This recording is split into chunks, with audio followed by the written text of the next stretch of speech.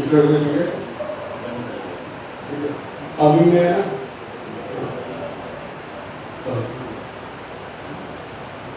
ओम सच्चिदानंद रूपाय विश्वोत्पत्त्यादिहेतवे तापत्रय विनाशाय श्रीकृष्णाय वयं नमः. बोला गोपाल कृष्ण भगवान की जय. आज आपल्या या प्रवचन मालेचा तिसरा दिवस आहे. तिसरी माळ आपण घुमतो आहे. नेहमीप्रमाणे काल जसं सांगितलं तसं फक्त काय झालं ते अर्ध्या मिनिटात सांगतो. त्याच्यानंतर आजची प्रवचन सेवा सुरू करू. आधी सर्व माता भगिनी, नंतर मित्रवर्ग, बंधू आणि पितृ समान वयोवृद्ध सगळ्यांना मी वंदन करतो आणि आजचे प्रवचनाचं माळ आपण सुरू करूया. आपण काल बघितलं की भगवंतांनी उपप्लवने नदीहून जेव्हा स्वतः ते वापस आले नदीला हस्तिनापुरून, तर त्यांनी सरळ सरळ आल्यावर सांगितलं की युद्ध आता अटळ आहे. त्यांना कुठलाही प्रस्ताव दुर्योधनाला मंजूर नाही. त्याच्या बापाने हत म्हणून सांगितलं की मुलगा माझं काहीच ऐकत नाही. म्हणजे काळाप्रमाणे चालू आहे. मला बाप वृद्ध झाला की मुलगा बापाचं ऐकत नाही. लहान असताना ऐकत नाही तर बाळपणा करतो. तरुण झाला ऐकत नाही कारण अंगात जोश असतो. बाप वृद्ध झाला तो बाहेरच नको. त्यामुळे अनेक बंद तो वागत होता आणि त्यांनी सरळ सांगितलं की हे जे घ्यायचं असेल तुम्हाला पांडवांना पैतृक संपत्ती जर जप लावला तुम्ही, ते हिंमत असेल तर तुम्ही जिंका आणि घ्या, मग पुढचं कार्य. म्हणून आल्यावर भगवंतांनी सांगितलं सगळ्या पांडवांना सभेला सभा बोलावली की युद्धाची परिणाम वाजवायला सुरुवात करा. युद्ध अटळ आहे. आणि त्याआधी सगळ्यात पहिले त्यावेळेच्या प्रथेप्रमाणे आपापले शीघ्रगामी दूत म्हणजे जे लवकर पोहोचणारे असतात, ज्यांच्याजवळ वेगवान घोडे दिलेले असतात, त्यांनी वेगवेगळे राजे जे आपल्याला आपले मित्र वाटतात त्यांच्याकडे आणि जे मित्र नाही आहेत त्यांच्याकडे खडाकडून ताकद फेकायला काय हरकत आहे. आले तर आले, नाही तर नाही आला. कारण आपल्याला जे मिळेल त्या परिस्थितीत आपल्याला लढणं भागत आहे. सैन्य कमी असो की जास्त असो. मुख्यतः प्रश्न हा होता की भगवंताला पहिल्यांदा बघायचं होतं की कोण कोण आपल्याकडनं आहे, कोण त्यांच्याकडनं. म्हणून त्यांनी सांगितलं की लगेच तर काही युद्ध होत नाही. युद्ध करण्यासाठी कुठल्याही देशाला, कुठल्याही साम्राज्याला सगळ्या संपूर्ण परिपूर्ण तयारीची जरूर असते. ही आधी आपण करायला पाहिजे. आणि त्याच्यानंतर मग त्याआधी तुम्ही तयारीला सुरुवात म्हणून आपापले दूत, आपले जे मित्र पक्ष आहेत, जे संबंधित आहेत, ज्यांचा घराघरातला पायगो आहे, अशांकडे तुम्ही पाठवणं सुरू करा. आणि तोपर्यंत सगळ्यांनी 15 दिवस 20 दिवस आपापल्या राज्यात आपापल्या गावी जावं. आणि जेव्हा सगळी तयारी होईल तेव्हा मी आणि अर्जुन आपल्या सर्वांना कळवू आणि त्याप्रमाणे कुठे लिहायचं, कुठे जमायचं ते सगळं आम्ही सांगू. म्हणून प्रत्येक जण ध्रुपद राजा आपल्या 5 राज्यात गेला. विराट राजा जे होतं उपप्लव त्याचंच गाव होतं तिथं. भगवंत द्वारकेला गेले आणि त्यांनी जाताना काल मी सांगितल्याप्रमाणे निरोप सांगितला होता की सगळे दूत जिथे पाठवा, फक्त द्वारकेला तुमचा दूत सगळ्यात शेवटी पाठवा. कारण हे आपलं युद्ध आहे. लक्षात घ्या, आपलं शब्द वापरला त्यांनी. आपलं युद्ध आहे म्हणजे त्यांनी आधी डिक्लेअर केलं ते कोणाकडनं. ते आपलं युद्ध आहे. माझ्याकडे सगळ्यात शेवटी आणि असं करून सगळेजण आपापल्या राज्यात देशात गेले आणि सगळ्या तयार चालू झाल्या. भगवंत द्वारकेला गेल्यावर युधिष्ठिराने विचारलं अर्जुनाला की काय दूध तर पाठवायचे, आपण दूध पाठवू, पण द्वारकेला कोणाला पाठवावं, कोणतं दूध द्वारकेला पाठवलं पाहिजे, काय करायला पाहिजे. तर यांच्या सगळ्या पाची भावनामध्ये स्पष्ट बोलणारा तोडीस तोड तो एकच होता, तो म्हणजे भीम. भीम म्हणे याचं दूध पाठवायचं काय, कशाला दूध पाठवायचं. त्यांनी जातानाच सांगितलं की आपल्या दूध वगैरे काही पाठवायचं भानगडीत पडू नका. माझं म्हणणं भगवंताचा अत्यंत जवळचा मित्र जो आहे, अत्यंत जवळचा सखा जो आहे तो अर्जुन आहे. अर्जुन स्वतःच आहे ठरलं.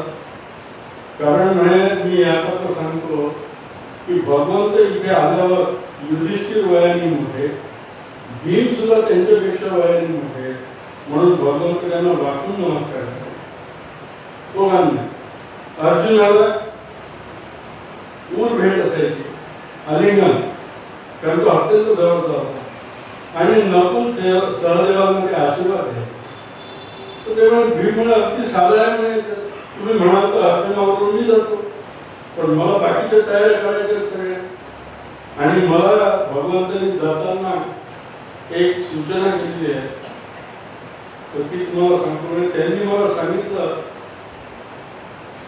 की भीमा हे युद्ध अटळ आहे,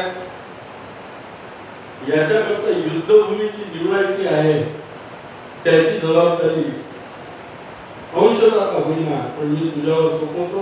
कारण त्यांच्या इकडचे दूत असे शोधायला गेले असणार, लोकांकडे गेले असणार, युद्धभूमीसाठी कुठे युद्ध करायचं हे त्यांना ठरवावं लागेल. दोन्ही पक्षांची मग बैठक होईल, काय होईल, तर त्याप्रमाणे तुमच्यामुळे मी जातो आता म्हणजे शोधायला तर तुम्ही कुठलं चांगलं आहे. महाराज द्वारकेला चालले गेले भगवंत श्रीकृष्ण, आणि त्यांनी अपेक्षा करायच्या आधीच अर्जुन त्यांच्या भेटीला निघाला, त्यांना विनंती करायला. या दुर्योधनाचे मी सांगितल्याप्रमाणे गुप्तहेर खातं इतकं सक्षम होतं की त्याच्या गुप्तहेरांनी सांगितलं महाराज उदयिकच अर्जुन द्वारकेला जाणार.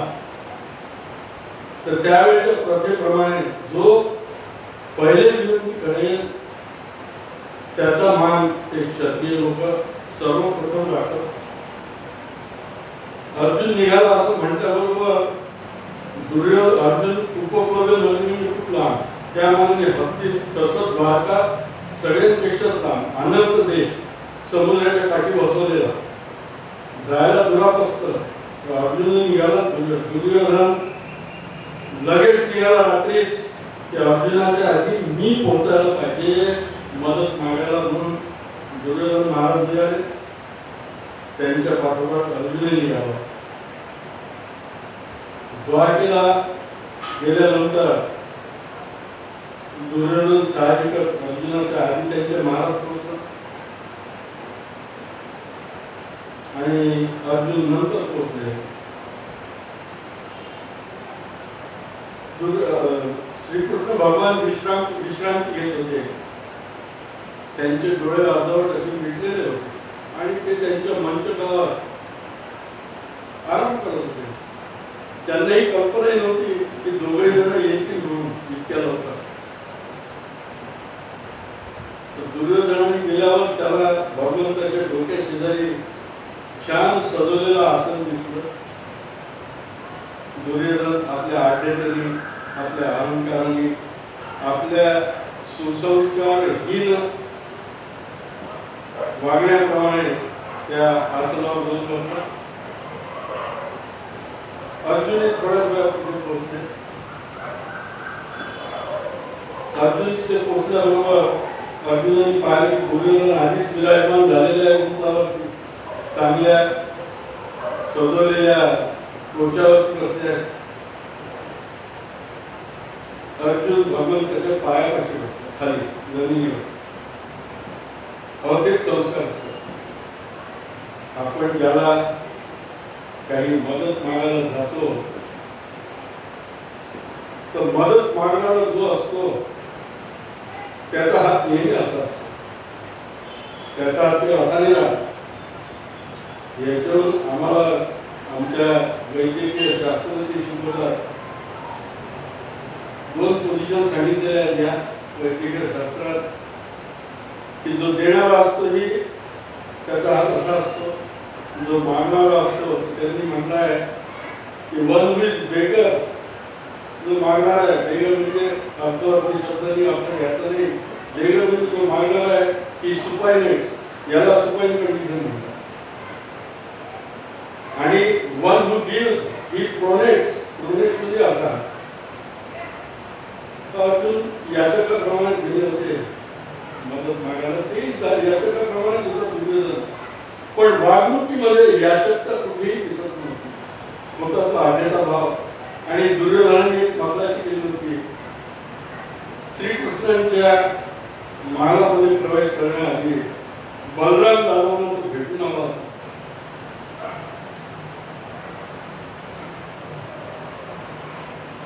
कारण बलरामाचा तो आवडता शिष्य होता. खूप त्यांनी बलरामांची, ज्याला आपण आहो भरत म्हणून, तसं खूप खोटं त्यांनी बलरामांची केलेलं होतं. बलराम दादा श्रीकृष्ण भगवंतापेक्षा नक्कीच विचारांनी, सगळ्याच गोष्टींनी तितके सरळ होते, ते साधे होते, सज्जन होते. भगवंत त्याच्या सगळ्याचे पार. बलराम त्याचा एक बोल, मला मदत पाहिजे, यादववीरांची सगळे माझ्याकडनं आले पाहिजे, तसे नात्याने म्हणे आम्ही दोघे तुम्हाला सारखेच आहोत. बलराम दादा तुमच्या इतका जवळचा गुरु मला कोणीच नाही, आणि तुम्ही मला मदत नाही करणार तर मला तसंच पाठवणार का? तुम्ही काहीतरी वचन मला. बलराम दादा तिला वचन दिला, जो इथे पहिले येईल त्याला पहिली मदत, पण तू मदत मला मागायला आला नाही आहेस, तू श्रीकृष्णाकडे आलेला आहे, तू आल्याबरोबर सांगितलं मला, तेव्हा श्रीकृष्णाला भेट करू. आणि ते काय म्हणतात त्याच्याप्रमाणे सगळं होईल. कारण मी श्रीकृष्णाच्या इच्छेच्या मी कधीच आड जात नाही, आणि श्रीकृष्णाला मी कधीच विरोधाभासी मी पाहत नाही. तो आणि मी एकच आवाज, तो माझा बहिष्ठ प्राण आहे आणि मी त्याचा बहिष्ठ प्राण आहे, लक्षात घे. आम्ही एकमेकाशिवाय जगू शकत नाही, एकमेकाच्या विरुद्ध आम्ही बोलण्यात जाऊ शकतो, पण निर्णय जो आहे ते सगळे निर्णय बहुधा श्रीकृष्णाच्याच बाजूने लागतात. का? कारण मी काल सांगितलं होतं आपणास की अष्टमा सिद्धी, 8 सिद्धी ज्या आहेत त्या फक्त भगवंत पाहिजे असतात. ज्या सिद्धी 8 आणि बाकीचे 5 गुण जे असतात, म्हणजे 6 भगवत सांगितले होते, तर त्या अष्टमा सिद्धी फक्त श्रीकृष्णांपासून होत्या.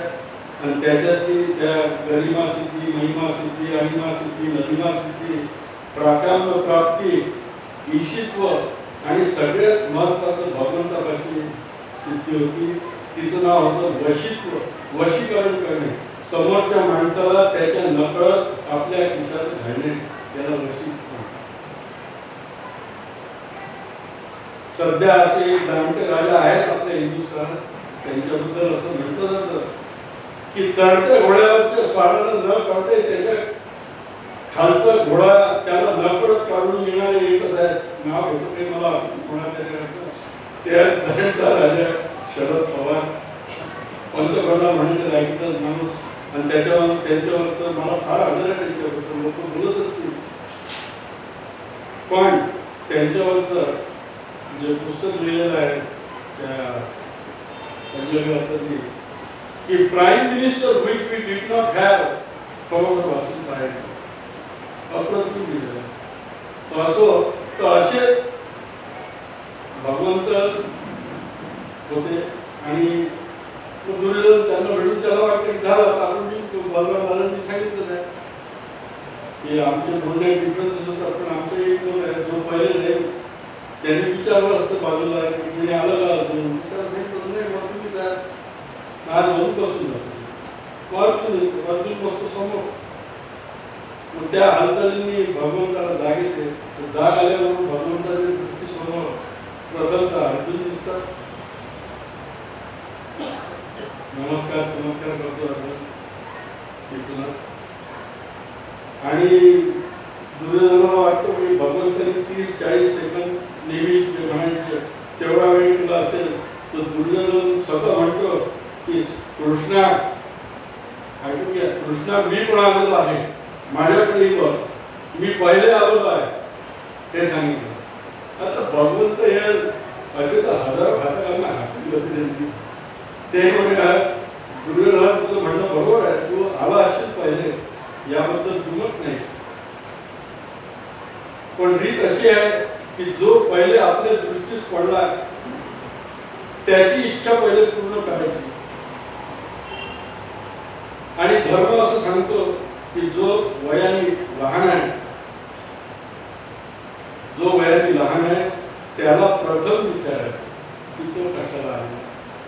म्हणून धर्माप्रमाणे आणि तसंही पहिला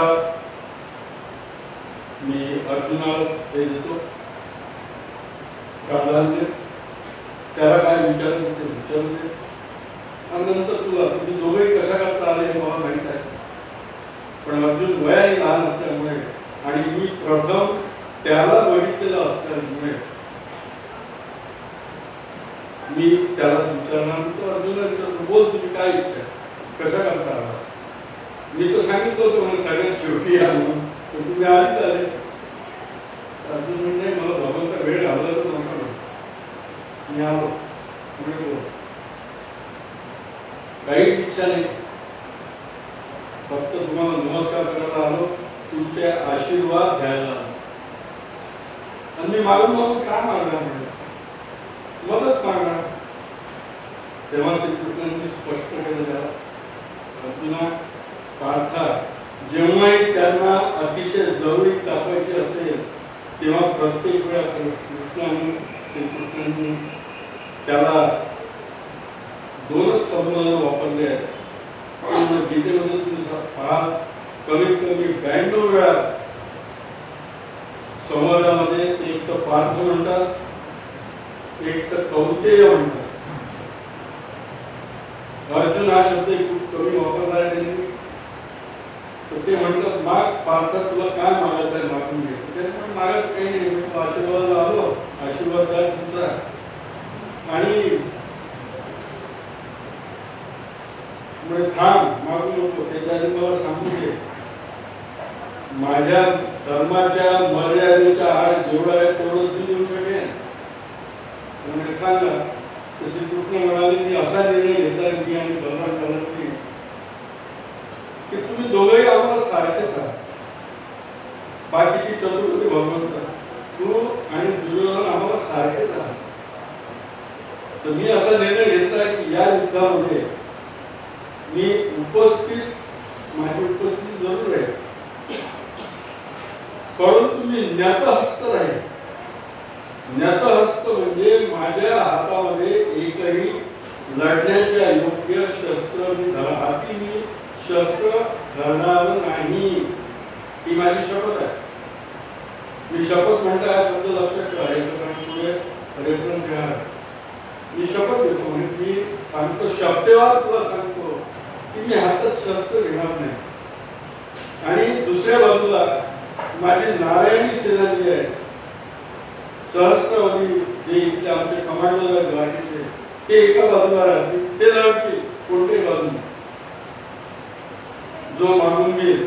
पण मी माझ्या हातात काही राहणार नाही. तर माग अर्जुना, तुला पहिलं प्राधान्य देतो आहे. अर्जुन म्हणजे भगवान तुम्ही नत हस्त काय, तुम्ही निद्रा अवस्थेत जरी असले, ते शब्द आहेत त्याचे, तुम्ही निद्रा अवस्थेत जरी असले तरी त्याही अवस्थेत तुम्ही माझ्याच रथावर असावं, एवढीच माझी विनंती आहे. मला तुमची सेना नको, मला तुमचे शस्त्र नको, मला तुमची दैवी ताकद नको. फक्त तुम्ही माझ्या रथावर यावं. आणि माझी खूप या जन्माची इच्छा आहे असं समजा की तू माझं सारथ्य करावं, ही माझी इच्छा आहे. त्याला सारखी हो. अहो केवढं धैर्य पाहिजे असं सांगा ना. किती जवळीक असेल, म्हणजे किती मित्रत्व असेल, किती आपुलकी असेल, किती जिव्हाळा असेल याच्यातून ओळखून घ्या. उद्या जर मोदी साहेबांना कोणी सांगितलं की तुम्हाला ड्रायव्हर हो काय वाटतं, किंवा मेरा चायवाला बंद म्हणजे चाय पिला, भगवंताला सांगितलं त्यांना हसू आलं. ठीक आहे, नक्की वेळेस 2 वेळा विचार कर. मी निशस्त्र आहे, नेतास्त्र आहे, माझ्या हाती काही राहणार, मी कुठल्याही प्रकारची मदत तुला करू शकणार नाही, ताकदीची नाही, बलाची नाही, कसलीच नाही. मी सांगितलं तुम्हाला, तुम्हीच पाहिजे मला, बस एवढा आशीर्वाद द्या दिला. चल मी तुझ्या रथावर आहे. तर त्या दुर्योधनाला खूप आनंद झाला की हा म्हणजे चेटका श्रीकृष्ण हातात काही काय करू शकणार, हानेच पाहिजे आपल्याला. म्हणजे तुमची 10 सहस्त्र 10,000 जी तुमची नारायणी सेना जी आहे, जे कमांडोज आहे, ते मला त्याची माझ्या बाजूने लढले पाहिजे. आणि त्यांना माझ्या समोरच, म्हणजे आत्ताच्या आत्ता त्यांना रवाना करा हस्तिनापुरात. त्यांची सगळी व्यवस्था तिथे, सगळ्यात मुख्य व्यवस्था ही असते हरिभाऊ कुठे गेलं तर इतके दिवस राहायचं आहे, कोण खाऊ घालेल, कोण झोपायला येईल, कोण करमणूक करेल, सगळी व्यवस्था आहे तिथे. तुम्ही जा. आणि मग दुर्योधनाने काही विचार न करता अतिशय आनंदाने श्रीकृष्णाला मिठी मारण्याकरता गेले. पण भगवंतांनी काही त्याला अभिनंदन दिलं, आशीर्वाद द्या म्हणे, असे काही म्हणणार म्हटलं नाही दुर्योधनाने. इतका अहंकार होता. बरं मी येतो, बरं चमत्कार नमस्कार. मी जाताना बलरामाला भेटून जातो. बलरामाकडे झाल्यावर बलरामाचा चेहरा ओळखून जातो. म्हणजे काय झालं, जिंकलो आणि मी त्याला बुद्धी लागते म्हणे, जिंकलो. तो मूर्ख आहे म्हणे अर्जुन. बलरामाला जिंकलो म्हणे. काय झालं तर म्हणे मी तुमची 10 सहस्त्र सेना जी आहे नारायणी कमांडो, ते माझ्या बाजूने लढणार. माझ्या जिंकणं तर आत्ताच झालं सिद्ध. सगळे महत्वाचे सशस्त्र असणारे यादववीर जर माझ्याकडनं आहे, ज्यांना तुम्ही शिकवला आहे, श्रीकृष्णांनी शिकवला आहे, त्यांच्या पुढे कोणाला पाड लागेल म्हणे, त्याला विचारतो. मी कपाळ अरे म्हणे, एवढं तुझा हा निर्णय अतिशय अज्ञानी आहे, अतिशय बालस्वरूप आहे. हे शब्द आहे, बालस्वरूप निर्णय तू घेतला, तुझ्या मतीप्रमाणे घेतला, तो तुला लागला. अशा रीतीने दुर्योधन चालले गेले. थांबले होते तेव्हा दुर्योधन निघून गेल्याची खात्री केली. भगवंतांनी अर्जुनाला विचार की तू हे चुकीचा निर्णय काय घेतला. अर्जुन भगवंत मी अत्यंत योग्य निर्णय घेतला. मला असं वाटलं होतं म्हणून तुम्हाला बरं वाटेल की अर्जुनाने योग्य निर्णय घेतला, पण म्हणे मला तुमच्याशिवाय कोणीच नको आहे.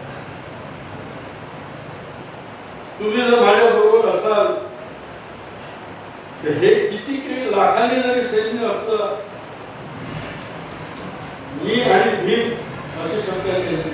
मी आणि द्रुपदर म्हणतो, भीम मी आणि द्रुपदर दोघं आम्ही पाहून घेऊ. तुम्ही फक्त माझ्या बरोबर राहा, मला मार्गदर्शन करा, कुठे माझं चुकलं तर सांगा.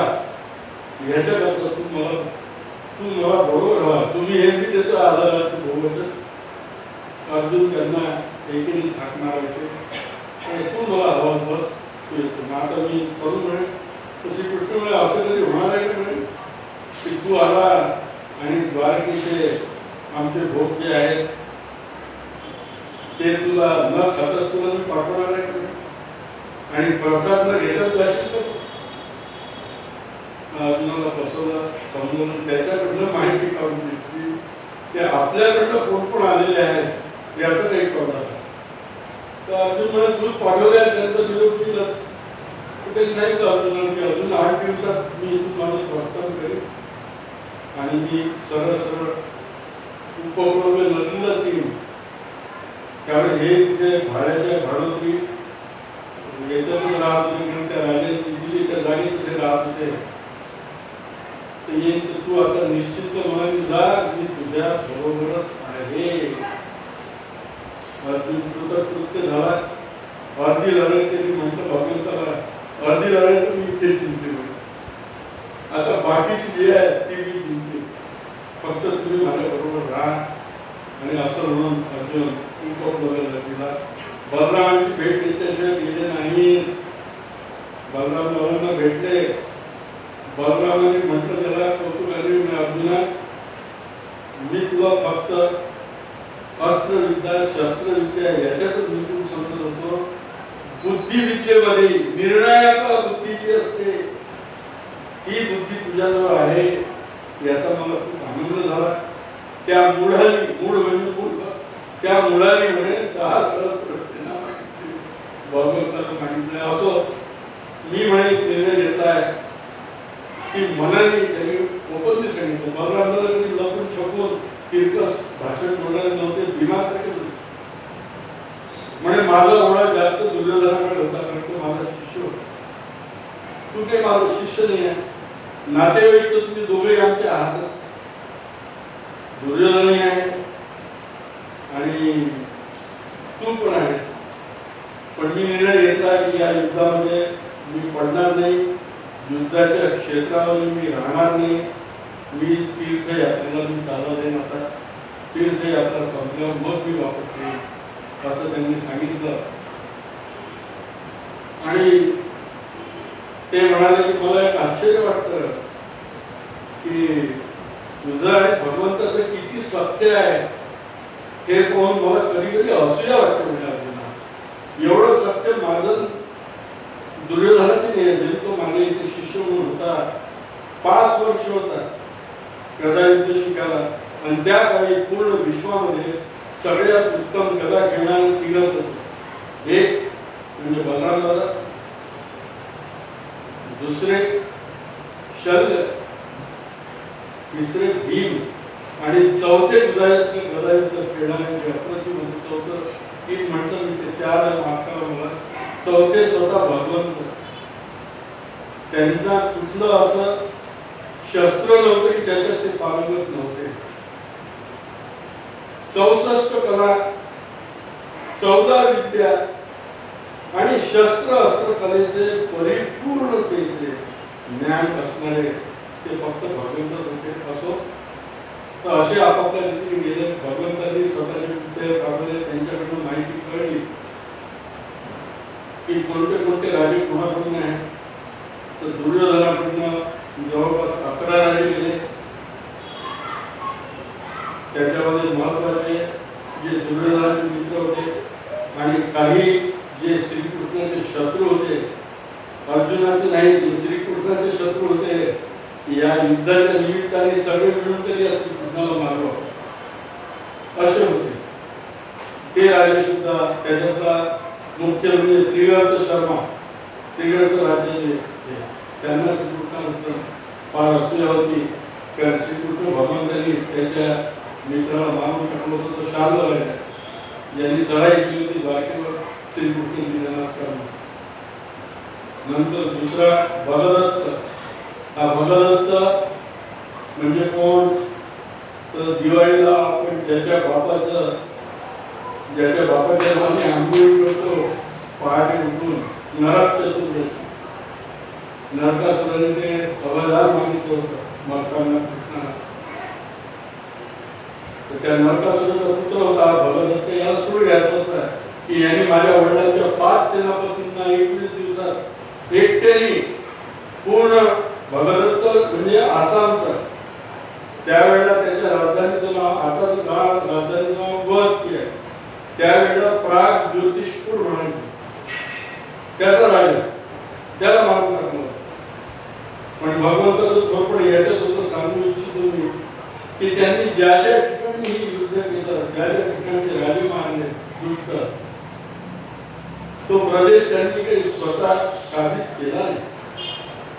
त्या राज्याचा जो युवराज असायचा, त्याचा मुलगा असायचा, सगळ्यात मोठा मुलगा, त्याला त्यांनी गादीवर बसवायचा, अभिषेक करायचा आणि मग वापस करायचा. आणि त्याला दोन चांगल्या गोष्टी सांगायच्या की बाबा तुझ्या वडिलांसारखं वागू नको, मला इथे पुन्हा येऊ देऊ नको,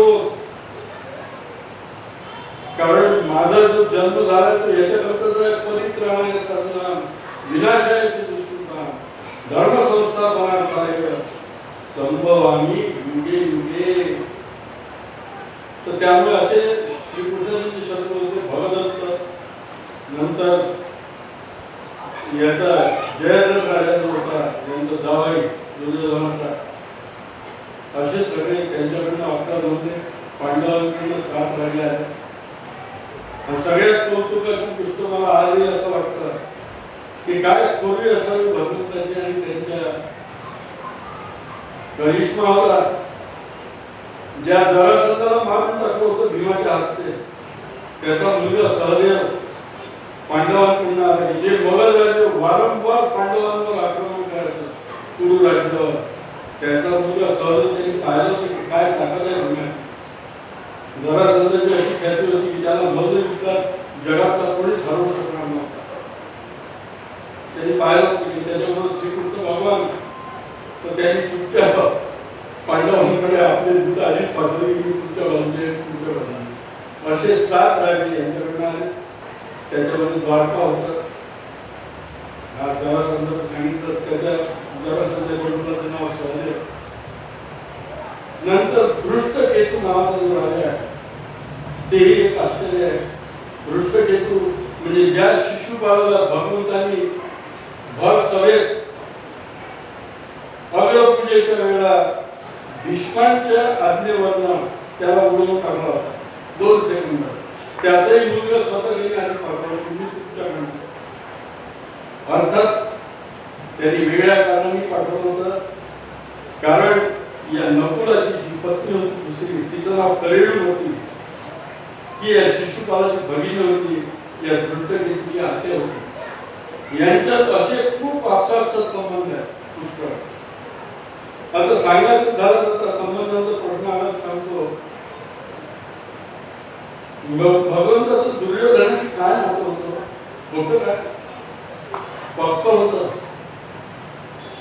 तुम्हाला आश्चर्य वाटेल, मलाही आश्चर्य वाटतं वाचलं तेव्हा. हा दुर्योधन म्हणजे भगवंताचा व्याही होता. भगवंताचा जो पुत्र सांग, जो जांबवतीपासून झालेला, त्या सांबाला मुलगी द्यायलाच तयार नव्हती, दिसायला चांगला नसताना. मग त्या सांबाचं या दुर्योधनाच्या लक्ष्मणा नावाच्या मुलीवर प्रेम होतं, तिथे याच्यावर प्रेम होतं. दुर्योधनाने सांबाला तरी द्यायचं नाही आपल्याला, त्याला अटके टाकून दिलं आणि मग तिथे बलराम दादांनी सोडवलं, विवाह झाला तो.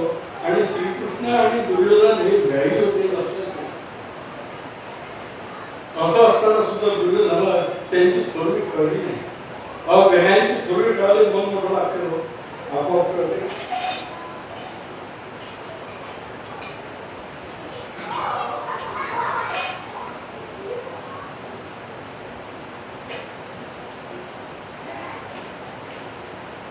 झालं, सगळे सैन्य जमायला सुरुवात झाली. मग सैन्याने जमायचं कुठे? त्यावेळेपर्यंत भीम शोध घेऊन आला होता, कारण त्या उपप्लव्य नगरीत इतके 7 अक्षोहिणी आणि कौरवांच्या कडचे 11 अक्षोहिणी सेना कुठे पाहतो. तर भीमाने शोध घेतला. पहिल्यांदा तो सोनपतला गेला. सोनपत म्हणून सध्या नाव आहे सोनपत. त्यावेळेला सोनपतच होतं. सोनपत, बागपत, सोनपत, पानिपत, मग बागपत आणि बागपतानंतर अंबाल्याच्या जवळ 30 किलोमीटरवर 40 किलोमीटरवर कुरुक्षेत्र. तर भीमाने सांगितलं माझ्या दृष्टीने ही उत्कृष्ट जागा आहे. तोपर्यंत श्रीकृष्ण भगवान तिथे उपप्लवीला पोहोचले होते, सात्यकी बरोबर. आणि त्यांनी भीमाला विचारलं की मला काम होतं योग्य जागा, मला एकदा पाहू दे. चला म्हणजे आपण आधी जाऊया, हे सैन्य आपण म्हणतो. मग भीम आणि श्रीकृष्ण भगवंत यांनी ही विस्तीर्ण कुरुक्षेत्र पाहिलं. हरिभाऊ सांगतो कुरुक्षेत्र जसं मुंबईला गेटवे ऑफ इंडिया आपण उभं राहिलो तर समोरच्या समुद्राच्या किनाऱ्याचं ठाण लागत नाही आपल्याला. उभं राहिलं समुद्र कुठे एकदम क्षितिज दिसतं. तसे या कुरुक्षेत्राला गेल्याबरोबर जिकडे तिकडे दिसतो मैदान. म्हणजे आपलं जे सायन्स आहे ना असे समजा 10 कोटी मैदान पडत इतकं मोठं आहे. आणि मुख्य म्हणजे भीमाने सांगितलं भीमाचं कौतुक केलं भगवान श्रीकृष्णाला म्हणतो बघा म्हणे हे मैदान तर आहेच इथे राहुटे टाकण्याकरता छान जागा आहे झाडं आहेत हे एका ठराविक एरिया दोन्ही एरियातून झाडांची आहे आणि सगळ्यात मुख्य म्हणजे इथे पाण्याची निरंतर व्यवस्था आहे. म्हणजे तिथे विहिरी होते का त्या काळात होत्या पण त्या कुरुक्षेत्राला 5 नद्या दृश्यवती त्या 5 नद्यांचा संगम होतो तिथे. दृश्यवती आहे हिरण्यवती आहे गंगा आहे यमुना आहे सरस्वती गुप्त आहे. त्यावेळेला गुप्तच होतं. अशा नद्यांचं खळखळाट म्हणजे तुम्हाला साधारणतः आताच्या आपल्या भाषेत अर्धा किलोमीटरच्या अंतरावर त्या नद्यांचा खळखळाट कामाला आहे. इतक्या भाज्या नद्या ते पाहिल्यावर बघून ठीक आहे आपण आता आपल्याला निरोप येईलच त्यांसाठी बैठकीसाठी या. कारण युद्ध करायचं द्रोणाचार्यांनी यांचं मत होतं एकदम जाऊन थोडी युद्ध करणार आहे काहीतरी आधी करायला तर हवं. युद्ध केव्हा सुरू करायचं केव्हा बंद करायचं युद्धाचे काही कुठले खेळाचे नियम असतात तसे युद्धाचे नियम असायला हवे. त्यांचा निरोप आला की तुम्ही तुमचं शिष्टमंडळ घेऊन इथे या. तुम्ही म्हणाला आम्ही खूप बघायला येतो तर भगवंत म्हणाले नाही आपण हस्तिनापूरला जाऊ अजूनही काही लोक थोडसा येतात तर ते बघू साम दाम दर्द भेद भेदभाव तर यांच्याकडनं विचारवंत म्हणजे सात्यकी श्रीकृष्णाचे सारथी एक होते ज्यांचं नाव दारुक. त्या दारुकाला रथात बसून श्रीकृष्ण घेऊन गेले. अर्जुन माझ्या तुझ्या रथात नाही कुठे नुसतं बैठकीला जायचं आहे तुझ्या रथाचा घोष पाहिला तर त्यांना वाटेल की हे न सांगताच आपल्यावर चढाई करायला आले माझ्या. आणि हे सगळे गेले यांच्याकडे 4-5 जण त्यांच्याकडे 5 जण युद्धाचे नियम बसले आणि तिथे लिहून नाही काढलं. इतका विश्वास होता एकमेकाच्या शब्दावर. मग कोणी ठरवायचं नियम भगवंत चतुर होते.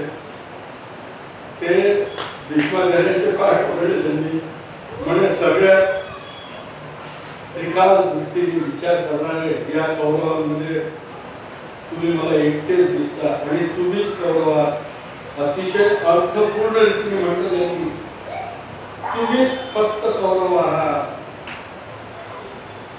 आणि खरोखर भगवंतांनी म्हटलं ते सत्यच होतं. माझे मागचे आपण झालं नाही कौरवांमुळे ते की शेवटचा गुरु हे आपण बरोबर शेवटचा गुरु कोणता भीष्म. नंतरचे जे होते ते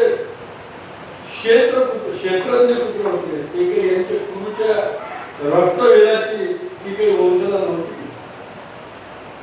तेवढे तुम्ही सांगा की नियम विपरीत पडायचं काही कारणच नाही. आणि काहीला आम्हाला विपरीत वाटलं तर आमच्याकडे हे सात्यकी आहे दारुक आहे भीमाला सुद्धा दिलं होतं भीमसेनी आहे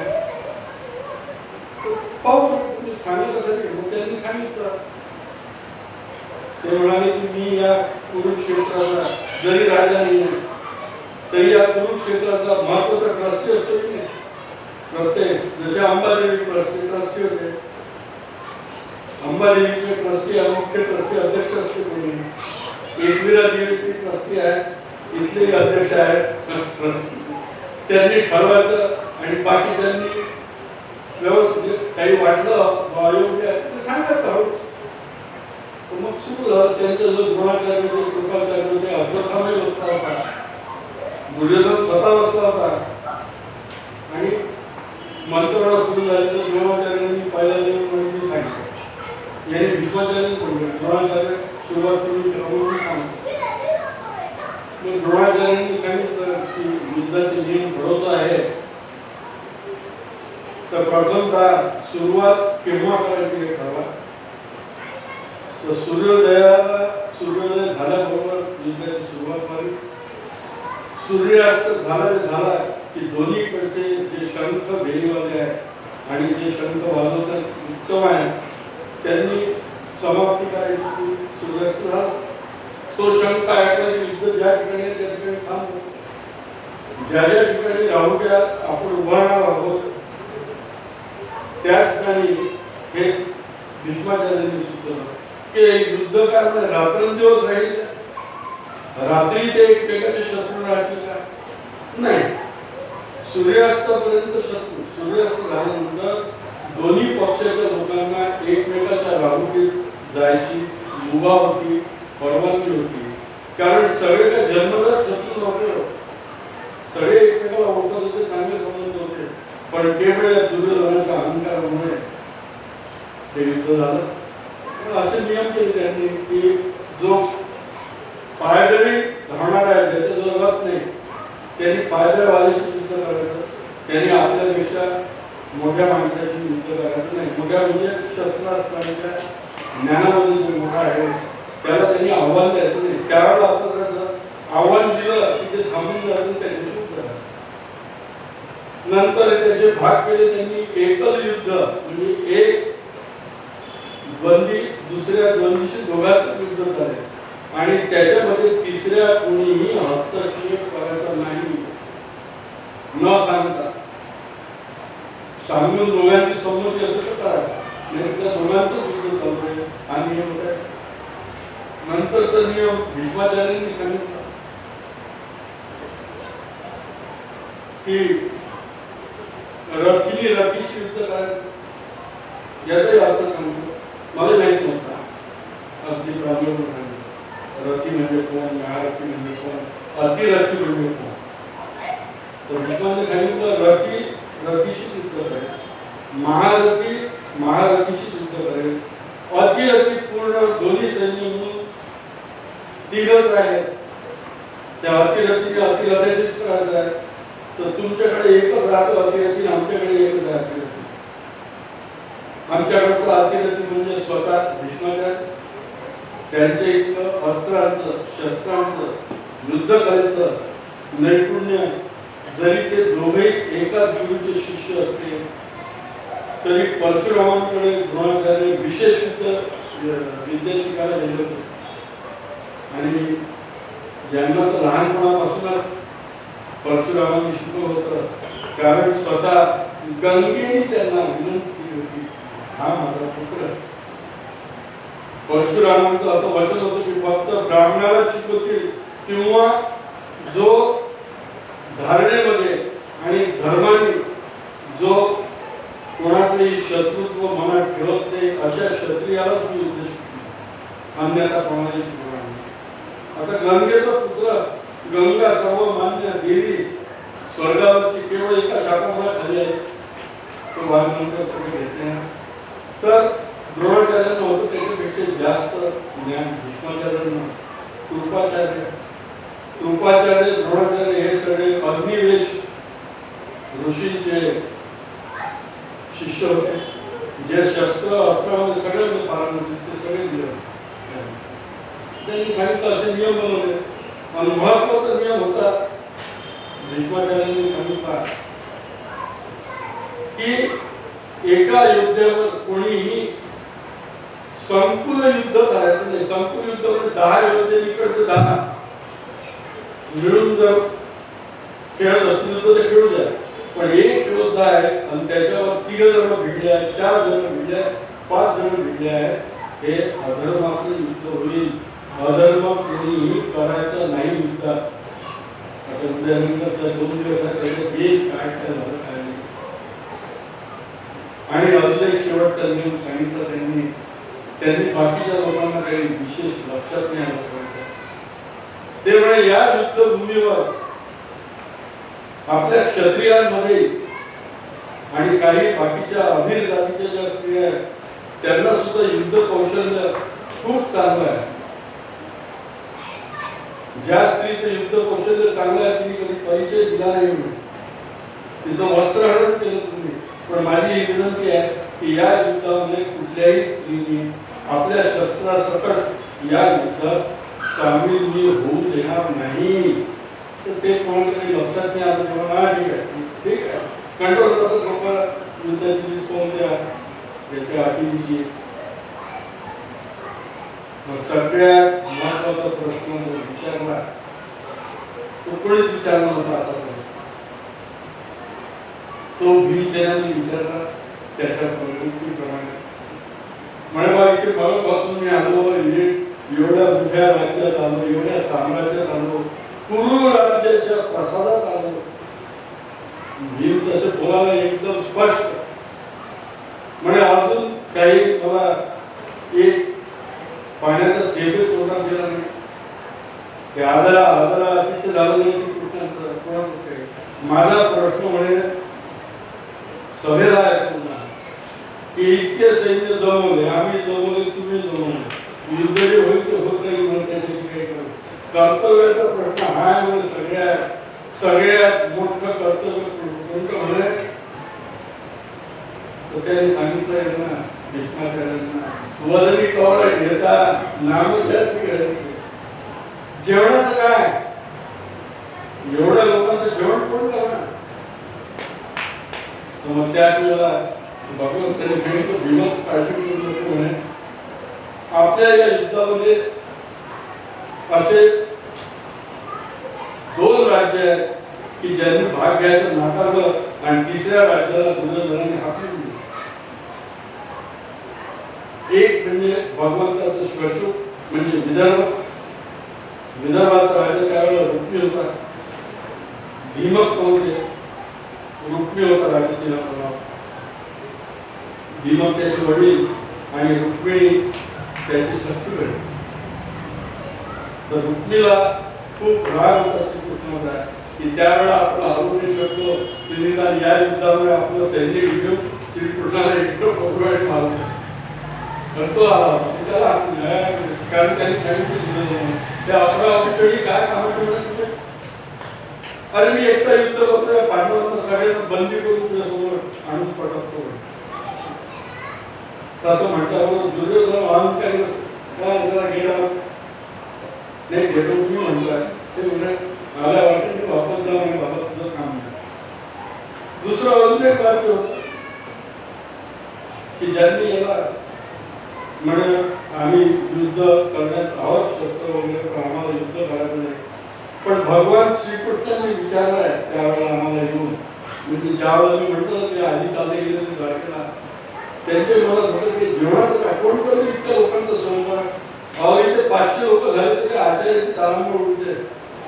आणि मग शेवटी जर वाढले 500 जे 600 झाले तर बाकीच्या 100 लोकांना तो उत्तम आचार्य असेल तर 5 मिनिटाच्या भात शिवून केशर भात करतो तो आणि गोंड काढते किंवा कांद्याचे भजे देतो रिकामाने जाऊ दे.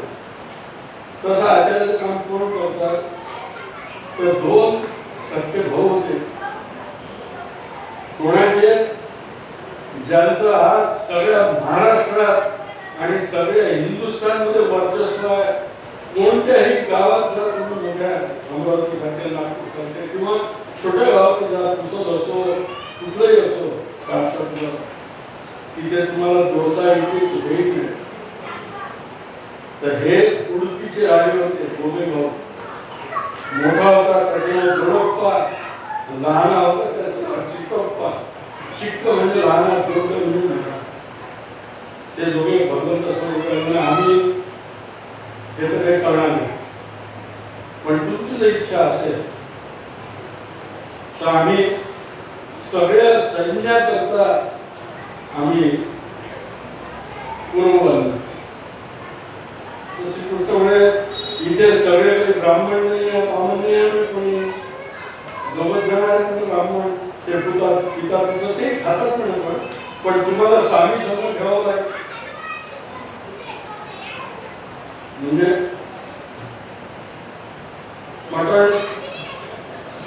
ठेवावं लागेल तुम्हाला. चालेल, हो चालेल, आम्ही तेही बनवतो. त्यांनी होकार दिला. मग त्यातला जो लहान होता तो जास्त होता. कधी कधी लहान नाही, कधी कधी नेहमीच लहान मुलं असते घरातला तो सगळ्यात हुशार असतो, पण सगळ्यात दुर्लक्षित असतो बाहेर. प्रत्येक जण म्हणते ज्याला समजते लहान आहे खूप असते त्याला चूक करून टाकतो, त्याला बोलून देतो, त्याचा विचारच प्रकट केला. इथं उलट झाला श्री चेकअप आणि श्री नमस्कार केला. मला बोलायचं आहे, बोला तुम्ही सांगता आम्ही मोठे भाऊ आमचे भावनात्मक बोलतात करू अन्न. अरे पण कितीचं शिजवायचं अन्न हे कसं ठरवणार? दररोज तुमच्या युद्धात काही लोक तर मरतील म्हणे, समजा 200 मेले, 300 मेले, 400 मेले, असं जर आहे तर आम्हाला कळत कसं किती अन्न शिजवायचं, याच्यावर उपाय काय? आता भगवत तेवढं ठीक आहे, युद्ध संपलं, आजचं युद्ध संपलं, ज्या दिवशी युद्ध सुरू त्या दिवशी सगळ्यांना माहिती होतं, त्या दिवशी एक जण गेलेला नाही. 11 अक्षोणी 7 अक्षोणी एवढं अनुभव करायचा पहिल्या दिवशी. युद्ध संपलं सूर्यास्ताला की मला काहीतरी हलकं असं घेऊन खायला. मग हलकं म्हणजे काय? तेवढे चणे, मला दाणे खूप आवडायचे. म्हणजे माझी लहानपणाची सांदीपल्लीच्या आश्रमात इच्छा राहून गेली. त्यावेळेला तो सुद्धा चोरून माझ्याकडून दाणे खाऊन घ्यायचा. तर मला म्हणजे तुम्ही असं द्या आणि मी त्याच्यातून तुम्हाला संकेत देईन. तर चिकप्पा तो जडोप्पा लगेच होणार नाही, तो जडोप्पा लगेच हो काय म्हणतो, किती द्यायचे नाही तो विचार म्हणे.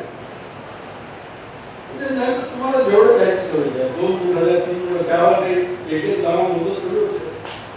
तर अंदाजे त्यावेळेला लोकांची भूक याची खूप असायची, कारण तेव्हा व्यायाम होता. आजकाल तर मोटरसायकल पीक मांडले जातच नाही. देवाने 2 पाय दिले, त्या पायाने कोणी चालतच नाही होते. हे सगळे रोगराई झाले की लोकांना डायबिटीज, मधुमेह, हे सगळं या मॉडर्नायझेशनचं लक्षण. या हाताचे खट्टे अजून गेलेले नाही. 3 म्हशी धुवायचं नाही, खेळायचं होतं 12 वर्ष चड्डीच नव्हती घातली. छोटं घडत सांगू नंतर बळी लागली. इथे आमच्या गाव चिंचोली नाही मागतो, म्हशी धुवायच्या नदीवर जाऊन तेच काम असं सांगायला होतं. त्यांनी सांगितलं की हे ठीक आहे आणि एवढं सांगितलं होतं त्यांना. त्यांनी त्यांच्या तयारी केल्या. 10,000 आचारी होते बनवाय करता. 10,000 आचारी तुम्ही लक्षात घ्या. इतके जणांचं अन्न शिजवायचं होतं. एक अक्षोहिणी याच्यावर सध्याच्या पिढीचा विश्वास नाही. काही जे विचारवंत पुरोगामी लोक आहेत आपल्या भारतातले, त्यांचाही विश्वास नाही की त्यावेळेला एवढी लोकसंख्या असेलच कशी. याच्यावर मग आमचं अतिशय उद्धटपणाचं उत्तर असते माझं. त्यावेळेच्या लोकांमध्ये खूप दम होता. खरी गोष्ट आहे, खरं बोलतो. मला जास्त करून ते असेल नाही असेल म्हणून त्यावेळेला खरोखर ताकदवान होतं, स्त्रिया ताकदवान होत्या. आता तर म्हणजे तुम्हाला याच्यावर आठवलं मला, आम्ही जेव्हा लहान होतो काही त्यावेळेला रिक्षेवर गेलेलं असायचं. पहिले काय लिहायचे आपल्या इथे रिक्षावर काँग्रेसचं राहायचं. तुम्ही कोणत्याच पक्षाचा नेमकं राहिलो राहायचं काँग्रेस लिहिलेलं असायचं. लहान कुटुंब सुखी कुटुंब. कुठल्या रिक्षा पाठीमागे लहान कुटुंब सुखी कुटुंब. अजून 4 वर्ष गेले. त्याच्यानंतर तिथलं लहान कुटुंब सुखी कुटुंब पुसल्या गेलं. त्याच्यावर लिहिण्यात आलं 2 या 3 बस. 2 या 3 बस. आणि आपले मूर्ख हिंदू लोक सगळे मला माफ करा त्याच्याप्रमाणे वागले. 2 या 3 तर नाही. ते 3-4 वर्षांनी पुसलं गेलं. त्याच्यानंतरचे अजून सुवर्णाक्षरम लिहिण्यासाठी म्हणतात ते लोक अजूनही काँग्रेसवाले काय आलं लिहून हम दो हमारे दो वा वा. ते काही वर्ष गेले आणि मग पुस्तक आलं ते नंतर रिक्षावर आलं एक मूल सुगंधी फूल वा तो सुगंध जाणवला आहे. त्याला कुठलं वेगळं नातच पडून गेलो त्याला मावशी राहणार नाही त्याला आत्या राहणार नाही त्याला भावाचं प्रेम तसंच भावाचं भांडण नाही राहणार नाही काहीच मानत आणि वडील झाले ते चांगलं की पैतृक संपत्ती भांडणच नको मुली नाही मागणाऱ्या जावाई नाही बंधू नाही कोणी नाही अक्षरच असं हे मूर्ख